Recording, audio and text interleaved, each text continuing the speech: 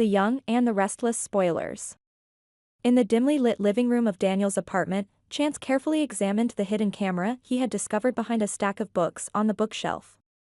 The tiny device held a dark, haunting truth, one that Chance had never imagined he'd uncover, a chilling record of Sharon committing murder. The video footage captured the disturbing scene in harrowing detail: Heather, lying motionless on the floor, and Sharon, seemingly disoriented, her hands stained with blood. As a detective and someone who had always believed in justice, Chance felt a surge of conflict wash over him. This was Sharon, a woman whose struggles with mental health had often placed her in vulnerable situations. While he had witnessed many troubling cases throughout his career, none felt quite like this. Sharon wasn't just a suspect, she was a friend, someone Chance had once thought of as a decent person at heart. He didn't want to believe she was capable of such a horrific act, but the evidence before him spoke volumes. The physical proof was damning. Blood traces matching Heather's were found on the shelf, and Sharon's fingerprints marked the very spot where Heather had met her end. Despite the clarity of the evidence, Chance couldn't shake the feeling that there was more to this story. Sharon might have been present during the murder, but the possibility of her having no memory of it, of acting in a fit of mental instability, seemed plausible. It was as if a part of Sharon's mind had shattered, leading her to a dark place she might not even recall. With a heavy heart, Chance brought the footage to Daniel, hoping that together they could determine the best way forward. Daniel's reaction was one of shock and anguish. Sharon, the woman he'd known and cared for, now stood accused of something unfathomable. But more than anything, he was devastated by the reality that this gruesome evidence could ruin her life forever. "Chance, are you certain?" Daniel asked, his voice barely above a whisper as he replayed the video in disbelief. I can't believe Sharon would do this." Chance placed a reassuring hand on Daniel's shoulder. "I didn't want to believe it either, Daniel. But the evidence is clear. Sharon's fingerprints, the blood, it's all there. But I know Sharon, and I know she's been battling her inner demons for years. This may have been a psychotic break, something she couldn't control or even remember." Daniel shook his head, struggling to process everything. He cared deeply for Sharon and knew of her mental health battles.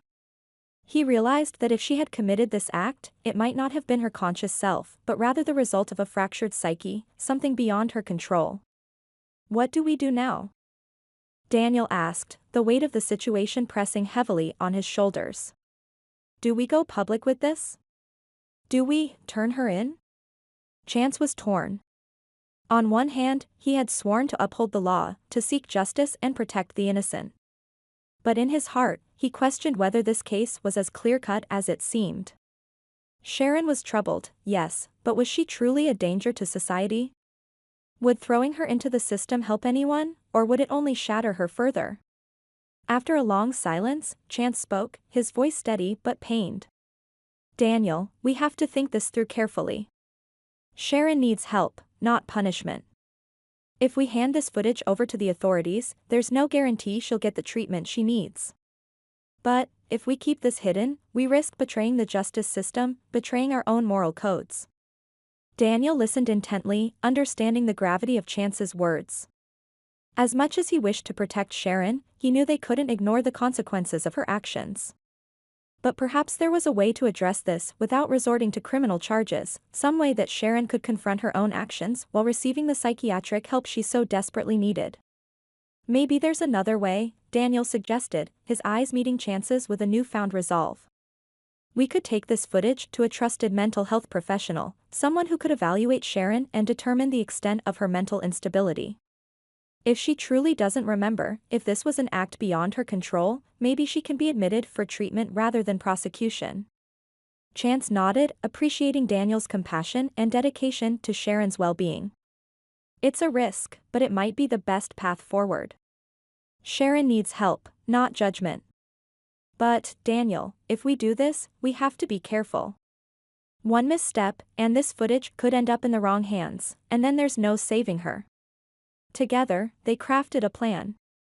They would approach a psychiatrist, someone reputable who could perform a comprehensive mental evaluation. If Sharon's condition was severe enough to merit a diagnosis of diminished responsibility, they could advocate for a mental health treatment program rather than a prison sentence.